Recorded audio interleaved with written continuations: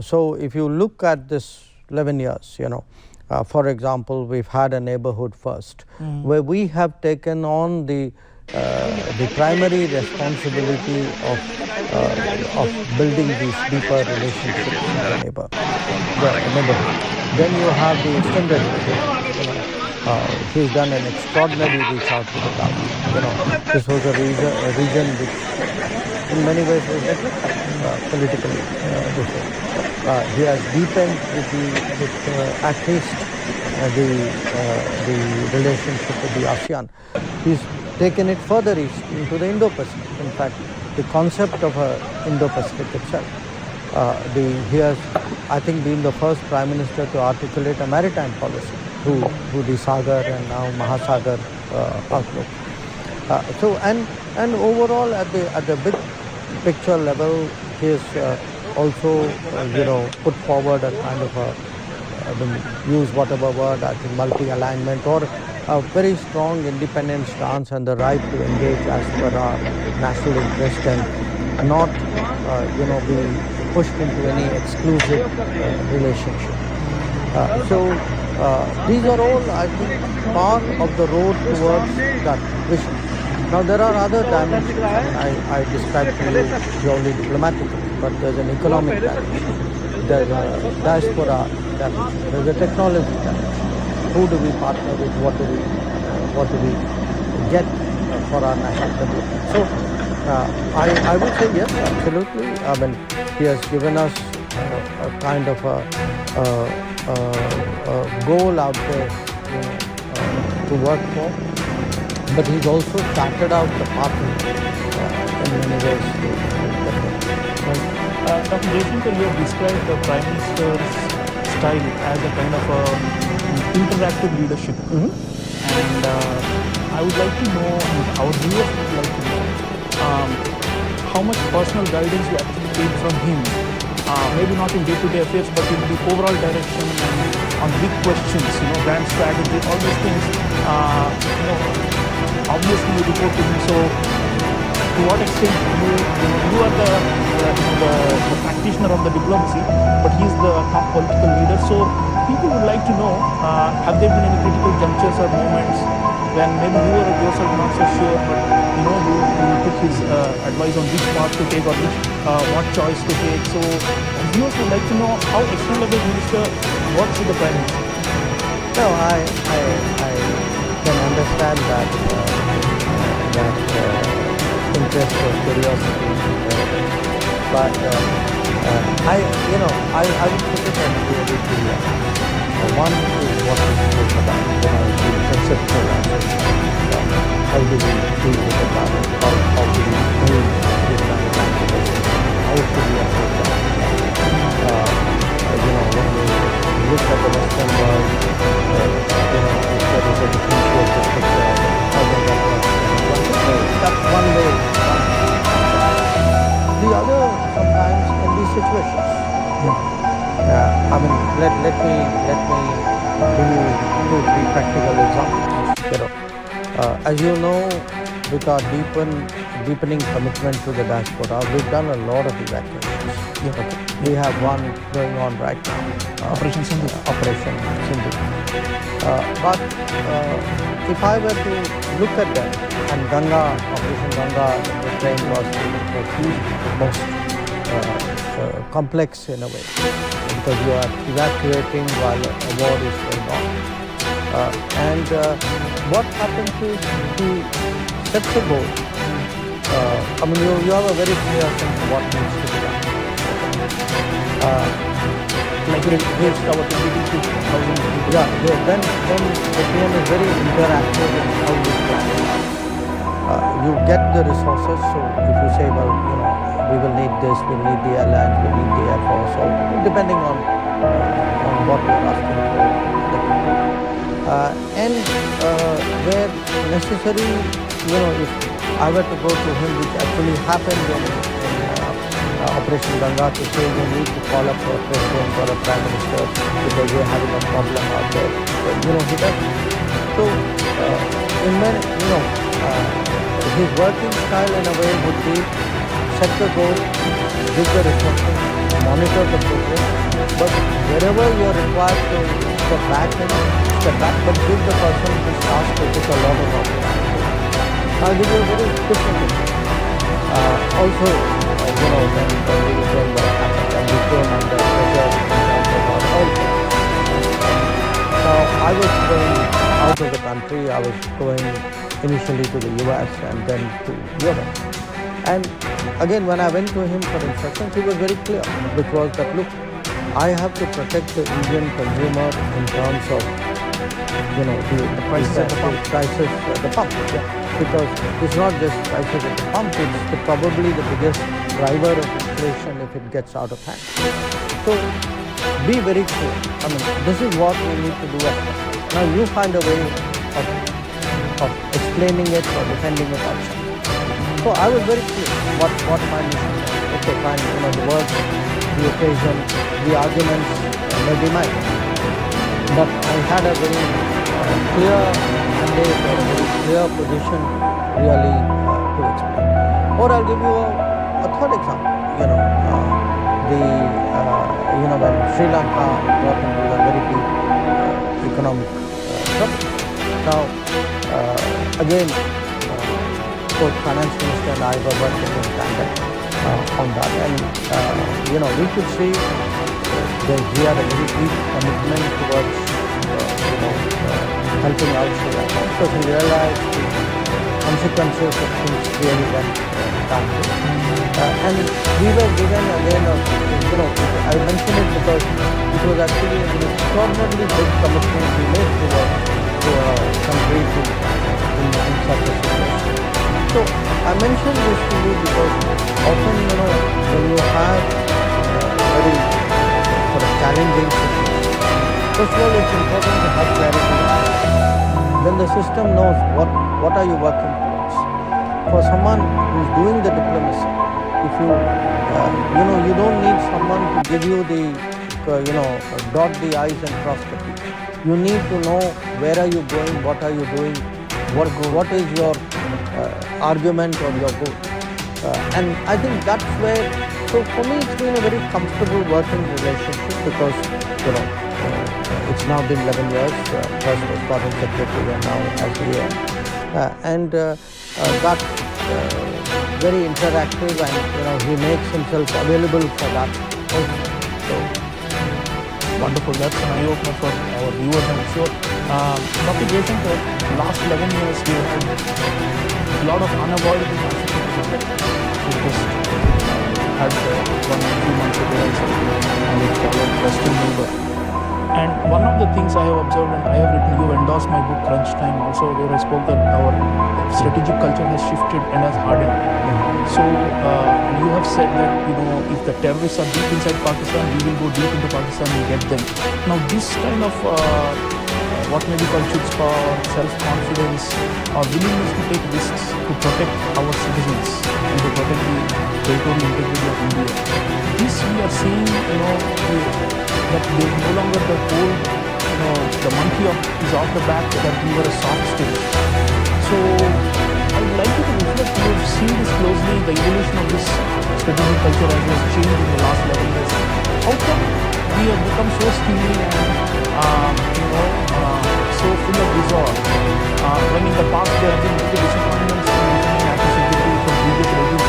What is this cultural shift that you have seen and why do you think this happened? Obviously PM, but if you'd like to ये कल 12-12:30 बजे के आसपास ये दुर्घटना हुई थी जिसमें कि क्लाउड बर्स्ट के कारण पूरा धराली का मार्केट है, आपने देखा होगा कि पूरा तबाह हो गया है।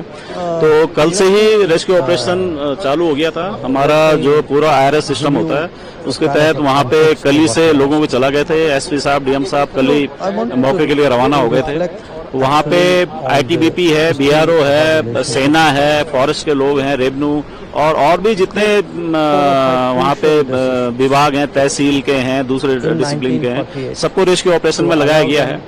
आज ये था कि इसको बूस्ट अप करने के लिए और जो स्टेट गवर्नमेंट ने और यहाँ संसाधन भेजे थे, बट ये जैसा भी आप देख रहे हैं कि ये भटवाड़ी के पास करीबन 70-80 मीटर की पूरी सड़क यहाँ से साफ हो गई है और आगे भी जो कई जगह पे बता रहे हैं कि रोड बाधित है। तो ये कुछ प्राकृतिक चैलेंजेस हैं जिनको का सामना करना पड़ रहा है। अब ये जब तक सड़क नहीं खुलती है तब तक नीचे से तो भेजना, अभी इनको आगे बढ़ाना मुश्किल है। तो उम्मीद करते हैं कि जल्दी से ये सड़क जो है खुल जाएगी तो ये जो बाकी हमारी फोर्स है इसको भी मौके पे भेजा जाएगा। काफी लोग हैं इस बीच से। अभी हम लोग नीचे से आ रहे थे तो करीबन 3-4 तो एनडीआरएफ की गाड़ियां खड़ी हो रखी हैं। हमारी जो ये 108 की जो जितनी वैन है ये करीबन 8-10 वैन खड़ी हैं जिनको कि ऊपर जाना था। आज माननीय मुख्यमंत्री जी का भी था कि वो शताब्दा ग्रस्त क्षेत्र का निरीक्षण करेंगे, तो उसके लिए भी डिप्लॉय किया गया था। कल कुछ लोगों को नीचे इसलिए रखा गया था कि जो हरसिल में झील बनी हुई है वो पानी अगर आता है नीचे तो जो नदी किनारे जो लोग हैं उनको वहां से पहले हटाना करना, तो सब लोग उस पर व्यस्त थे। आज ये था कि मॉर्निंग में हम लोग सोच रहे थे कि वहां हरसिल जाके उसको मौके में जो रेस्क्यू ऑपरेशन है उसको देखेंगे, उसको करने की वो करेंगे। बट ये अब ये जो सड़क बाधित हो गई है तो इसमें अभी कह नहीं सकते कि कब तक ये खुलेगी और कैसे आगे जाएंगे। Now, thereafter, if you see, we actually by Puri crossing the IB, then Balakot, crossing the LOC, then Balakot IB. Now by Operation Sindhu, striking at Murike and Bhavalpur, amongst others. What we have done is to really create a new normal. Since at least the initiative will not always be with you, that you cannot do horrible things and then think that there is impunity because you are on platform. You are making them question their basic assumptions. Now that may happen when in counter-terrorism cases, but also I would argue in tandem a very crucial step like the application of 3 sections. So it comes as a package. You should not see this as a single issue or a single strike and an operation. This is part of a holistic system. And what is the propelling force behind this new attitude? In a way, I go back to a first question. I think it's the mood of the country, but it's also the leadership of the country. And to my mind, in a way, Prime Minister Modi is a leader of his country. It's the public sentiment, the change, the evolution of public sentiment. And in many ways, I would argue the deepening of democracy beyond the old, the narrower circles that have actually created. We've at least been long enough to remember, say, the pre-14. But well, in my case, well, the country has changed. There's no question. And in many ways, Prime Minister Modi reflects that change of mood, change of sentiment, change of self-confidence. Absolutely. So talking of change, if you look at the neighborhood we have had last 11 years, a lot of volatility, a lot of regimes collapsing. You already mentioned Sri Lanka, but there are so many others. And unexpected sudden changes that have brought about dilemmas for us. So whenever there is a regime change, people instantaneously pass judgment that it's either a loss for India or a victory for India, or they'll say that it's a win for China or a loss for China. But here, I'd like you to reflect on the neighborhood first. The last 11 years it's been in operation. Do we have a bigger strategy to deal with the entire neighborhood on the basis of this principle? And do we have ways and means to sustain our influence and interest in all these neighboring countries, which are in a way like our first layer of defense in a global set, in a global standing? So, have we got a big picture approach to our neighborhood? And these, occasional political turning within these countries, to what extent are we able to buffer on them? Our neighbor their ups and downs. And we clearly loom large in their politics. So it's natural, when they have ups and downs, somewhere we tend to get pulled in, views will be expressed, sometimes some of it may translate into politics. We need to build that into our politics. Everything you said is exactly what was the basic of negative trust, which is, look, there will be changes, there will be, political forces coming who may not be, biased in our favor. Some of them may be distant or different. So what we have tried to do is really to create a culture and a system and a collective interest. So that even if there is instability, the collective interest is stronger than those who are advocating distance. Now, it sounds very theoretical, but I want you to look at the practical example. I spoke about Uttarakhand. Think about it. There's a JVP government, a JVP president, and a JVP dominated parliament.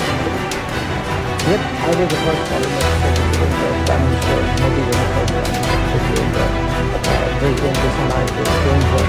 You look today at the state of India. And historically, JVP is supposed to be anti-India. So, even more, the country with which initially there were difficulties. But again, once it's settled, you've seen it. I was there inaugurating, multitude of Indian development projects. Take Nepal, where often, in their internal politics also very often we get corrected. So, look, what we have to do, we should not expect smooth sailing all the time. That never happens for any country with its needs. But you should also not throw up your hands when things get difficult. That's poor planning. I think what we are doing is a sensible thing, which is create systems, create common interests, create an inherent stability in that relationship, so that whichever is the at the end of the day, the logic which every one of our neighbors must realize that working with India will give you benefits. Not working with India has a cost. Now, some take longer to realize, some take, some understand it better. One exception, of course, is Pakistan, because it has defined its identity under the army in a way in which it has an inbuilt hostility. So if you put Pakistan aside, I think the logic would apply. So now the rationale working with India and these benefits to the extent of the US, I think it's just a no-brainer. So he's saying every neighbor should realize that and then we cooperate and benefit mutually. Yeah, but so maybe a no-brainer. But so what has happened is when we said the message went to them, but nobody else did it. IMF has granted it, but India. When you sent vaccines, nobody else was giving the vaccines. When Ukraine, the war started, and you helped out with fertilizers or with food shipments. So this is not just a phrase or a notional thing. It's actually something that through our action we demonstrate. Right? Yes, sir. Dr. Jaishankar, you're a very astute reader of the tea leaves globally, and you've written two best-selling books connecting to these themes, India Day and Why Bharat Matters. I wanted to take you to the global scenario and request your thoughts on this question about the behavior and attitude of the great powers. We have seen that over the last 11 years. Sometimes people see it, but they just hope, well, maybe it won't happen. In our case, what we have systematically tried to do is really deepen that posture, strategic posture of ours to have good relations with, also other regions. These countries, to my mind, were really not grasping geopolitics. Felt, why are you spending so much time with Europe? But I think we saw that Europe was developing a sharper strategic awareness of its own interests. Where the United States is concerned, again, yes, there is unpredictability, and therefore you at a systemic level, you stabilize it with as many linkages and relationships as possible. With China, if you have to stand up to China, and we've had some very difficulties, it's important that you repair the system. One of the really perplexing aspects of our China policy was the complete neglect of our border infrastructure in the previous decades. Now, when you say what has changed, I started off by saying, okay, you have a vision, but you need the groundwork. Now, to have a China policy and neglect your border infrastructure was a failure. And that is one of the things which is if we have today that, standing up in defense of our national interests along the LAC, it is because we have built the border infrastructure to make that happen. So, you need to have, again, you need to have that clarity. You need to envision the world today as multiple poles competing but cooperating with each other. But here, we try to have, in a way, the least problems and the most benefits. So in that sense, that's a no-brainer. And the country with the least problems and the most goodwill or the most relationships will be the one which will get actually the most out of world affairs. Absolutely, I think that's again a very rational logic each one of us ministers giving us viewers. I want to take him now to another very significant aspect of the Modi era, which is our economic diplomacy. You yourself, Piyush Goyal, our Commerce Minister, Prime Minister himself, they've actually invested a lot of time and energy moving foreign investors. Now we are doing so many free trade agreements with so many countries. We've opened up and integrating the supply chains with trusted partners, strategic partners, all these things. These also strike me as major achievements of the last 11 years, and we are also seeing the results in increasing inflows of FDI, and our domestic economic growth is closely linked. So on this, how have we done? How would you rate our commercial diplomacy, and how well have we coordinated with the Commerce Ministry, and how are we negotiating and in a way crossing the Rubicon? Because earlier we were very reluctant to engage with the world on economic matters, and we're very protectionist, and we've got a lot of barriers. But now it's a more confident India that's engaging on economic diplomacy, and seems like that's previous point you made about extracting benefits for national interests. I think we're doing better on economic terms. So how would you assess, and what are your thoughts on our commercial diplomacy? Well, number one, I would say no question we are putting much more weight, devoting more attention, energies to our economic, I would say in a way, national development. One reflection of that is much tighter coordination between external affairs, commerce, finance, maybe some other departments, industry. Sometimes even defense, because it has some elements. And sometimes it's resources. You seek capital, you seek investment. And here, a lot of it again is very directly inspired by the Prime Minister. I can't think, he's actually even participated at times as a particularly to push the system advanced stage of negotiations. And United States, where we have decided in principle to do a bilateral trade agreement, which is, I think they've done many rounds of negotiations in the last few months. why I mentioned those three is what had happened with our economy is in the earlier years after the economic reform. Most of our trade agreements were with countries, economies east of India. So, what that has done in many ways, it has skewed the balance for us. Many of them are competing economies. They don't also give us the kind of market access which in fairness they should be doing. So, I think it's important to make that correction towards having an understanding with the more mature markets, with the ones which are more transparent or rule bound and complementary to our. Yeah, and we've had some good significant achievements in the last 11 years. I mean, the UAE FTA is more than doubled. Yeah, Australia is another. So I do think this is a space to watch. So you have been often talking in public forums about the centrality of technology and technological change, and you see in most of the foreign relations today, technological cooperation and exchange has become very central. So and we have also signed many agreements with key partners, and you have spoken about trust and trust building using technology as the basis.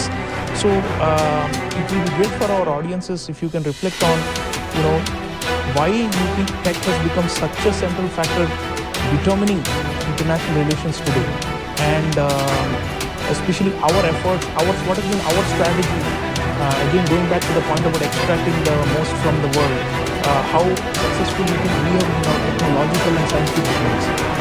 So, when we speak of the world order, technology very soon. In fact, I mean, for me, one of the interesting experiences of being such a prolific traveler, when I judge other societies, I find, in many ways we are more digital in our daily lives than people in Europe or North America or Japan. So it would vary. I think I said was partly outcome of the technology world meeting the national security world, and it was that junction box, of the two things, which actually. Why we have prioritized this, as a matter of central importance in our foreign policy. So, for a variety of reasons, are more global. Number of Indians who is also, in a way, the realization that these are all people you could regard them.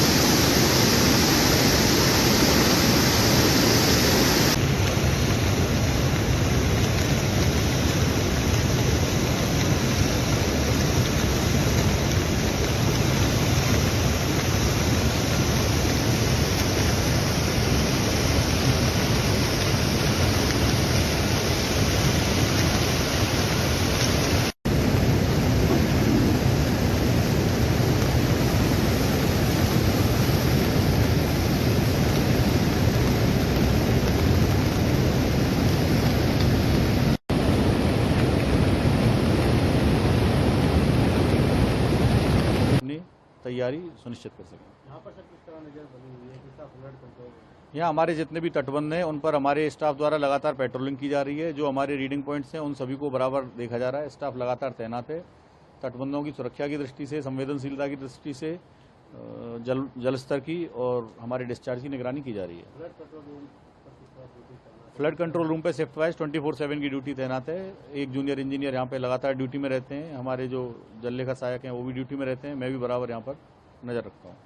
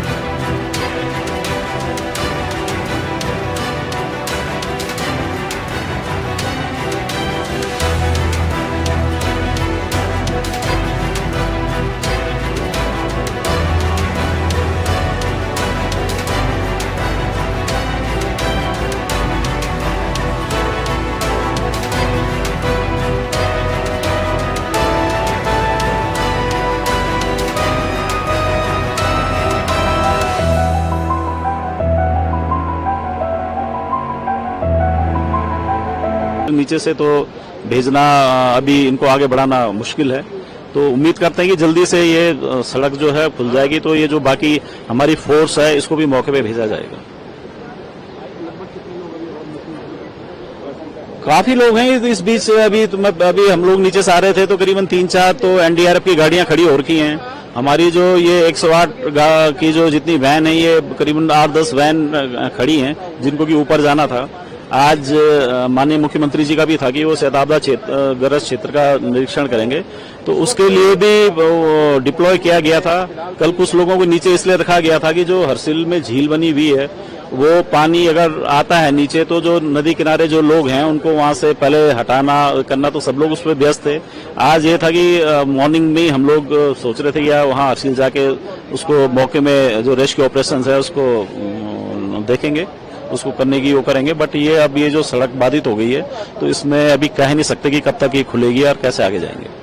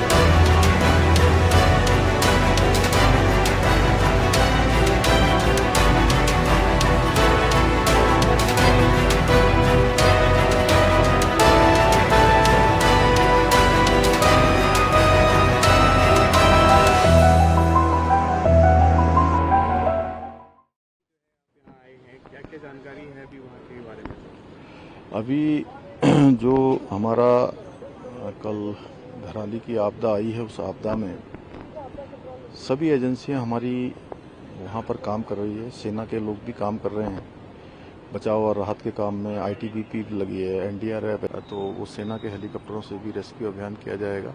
भोजन packet इत्यादि बनाए गए हैं, भोजन सामग्री की कमी न हो। डॉक्टरों की टीम भी बनाई गई है। इसके साथ साथ खाद्य विभाग भी पूरी तरह से एक्टिवेट है।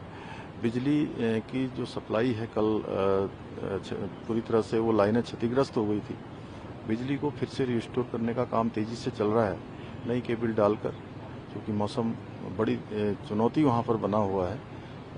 जल्दी ही जो है बिजली चालू हो जाएगी, तो वहाँ पर जो अभी टावर काम नहीं कर पा रहा है, मोबाइल इत्यादि उस टावर से नहीं कट पा रहे। मैंने वहाँ के 3-4 ग्रामीणों से बात की है, वहाँ के जिला पंचायत सदस्य हैं, अन्य लोग हैं। उन्होंने बताया है कि वो सभी से संपर्क स्थापित करने का प्रयास कर रहे हैं। हमारा हर संभव प्रयास है कि सभी को जो है सुरक्षित निकाला जाए। एक एक जान हमारे लिए बहुत कीमती है। मेरा धराली गांव फिर से जो है, धराली नगर फिर से जो है अच्छी स्थिति में आए, सभी व्यवस्थाएं वहां पर फिर से व्यवस्थित हों, उसका हम प्रयास कर रहे हैं। मैं आदरणीय प्रधानमंत्री जी का भी धन्यवाद करता हूं। कल भी उन्होंने हर संभव मदद का, सहायता का और आज भी पूरी जानकारी ली है, और उनके स्तर से लगातार सभी भारत की एजेंसियों को हमारे यहाँ के लिए हर संभव सहायता के लिए कहा गया है।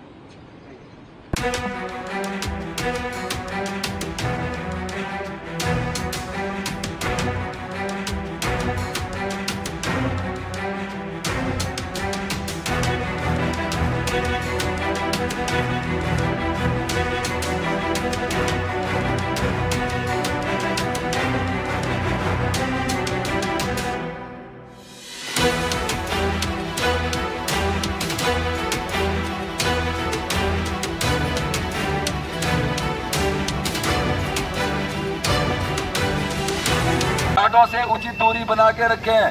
सभी लोगों को सूचित किया जा रहा है, गंगा नदी का जलस्तर बढ़ने के कारण गंगा घाट से दूरी बनाने की कृपा करें। कृपया ध्यान दें, कृपया ध्यान दें। सभी को सूचित किया जा रहा है, गंगा नदी का जलस्तर बढ़ने के कारण अपील की जा रही है, गंगा घाटों से उचित दूरी बना के रखें। ये सभी ग्रामवासियों को सूचित किया जाता है कि लगातार प्रदेश में भारी वर्षा के कारण गंगा का जलस्तर निरंतर बढ़ता जा रहा है। आप सभी लोगों से अनुरोध है, जो भी व्यक्ति गंगा के किनारे रह रहे हो या कोई भी व्यक्ति गंगा किनारे जाने की कोशिश न करे।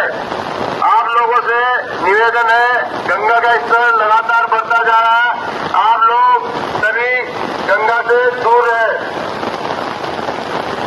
सभी ग्रामवासियों से निवेदन है कि लगातार प्रदेश में भारी वर्षा होने के कारण गंगा का जलस्तर निरंतर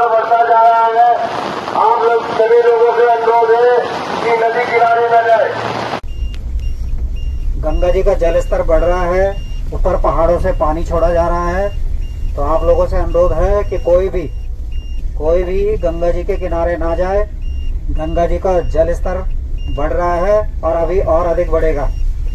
पहाड़ों में अत्यधिक वर्षा होने के कारण नदियों का जल स्तर बढ़ रहा है, जो कि वहां से पानी छोड़ा जाएगा तो हमारे यहाँ पर हरिद्वार में गंगा का जल स्तर बढ़ेगा।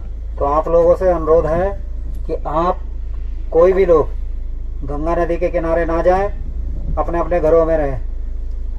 कोई भी व्यक्ति गांव में भी ये चीज आप अनाउंस कर देंगे, आसपास जितने भी आपके पड़ोसी हैं उनको भी बता देंगे कि कोई भी व्यक्ति गांव की तरफ नहीं, नदी की तरफ नहीं आएगा। बहुत तेज हो रही है, कृपया सूखी नदी से अपने अपने वाहनों को डाले। पानी कभी भी तेज आ सकता है, गाड़ियां बहने का खतरा है, कृपया अपने अपने वाहनों को डाले। या कोई भी व्यक्ति गंगा किनारे जाने की कोशिश न करे। बहुत तेज हो रही है, कृपया सूखी नदी से अपने अपने वाहनों को डाले। पानी कभी भी तेज आ सकता है, गाड़ियां बहने का खतरा है, कृपया अपने अपने वाहनों को डाले। इसमें नदी में ना घुसे भाई, पानी तेज है, ऊपर से पानी आ जाएगा। ये सब हटाए यहाँ से, किनारे से हटाए यहाँ से। कोई भी नीचे नहर में ना जाए, पता नहीं चलेगा कब पीछे से पानी छूट जाएगा। किया जाता है कि गंगा का जल स्तर लगातार बढ़ रहा है। गंगा किनारे ना जाएं, ना अपने पशुओं को गंगा किनारे ले जाएं। डैम से लगातार पानी छोड़ा जा रहा है, कृपया गंगा किनारे ना जाएं। सभी ग्रामवासियों को सूचित किया जाता है, गंगा का जल स्तर लगातार बढ़ रहा है। गंगा किनारे ना जाएं, ना अपने बच्चों को जाने दें गंगा किनारे।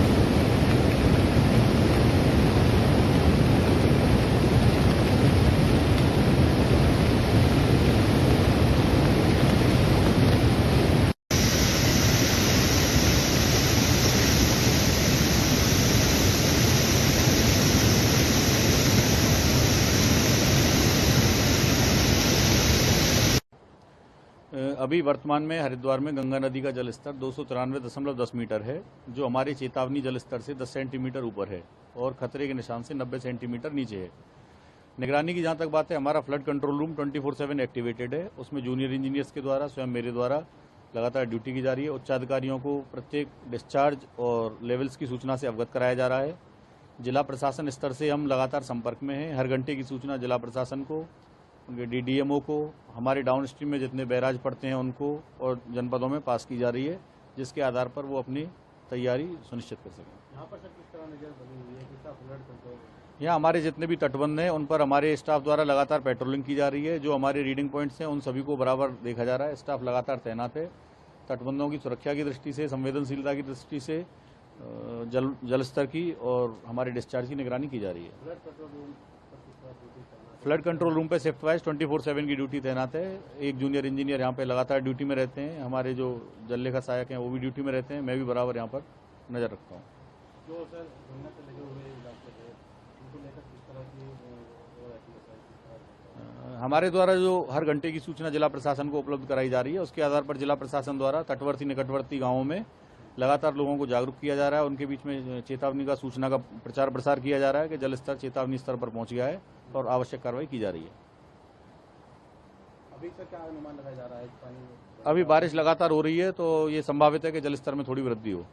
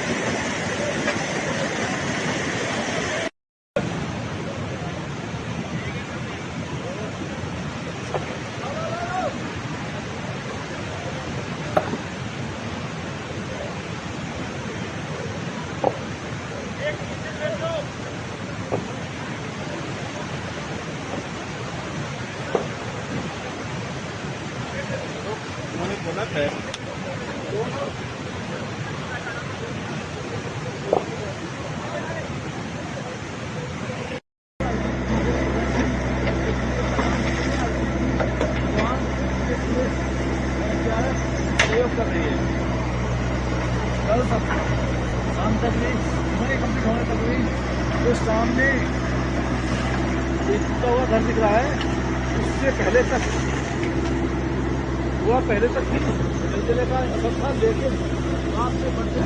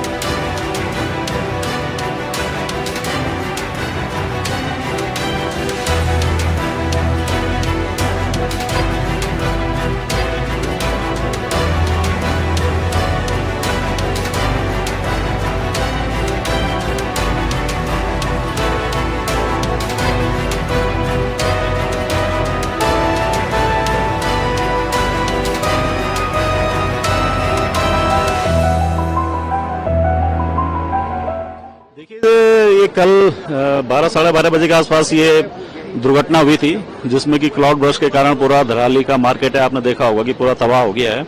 तो कल से ही रेस्क्यू ऑपरेशन चालू हो गया था। हमारा जो पूरा IRS सिस्टम होता है उसके तहत वहां पे कल से लोगों को चला गए थे। SP साहब, DM साहब कल ही मौके के लिए रवाना हो गए थे।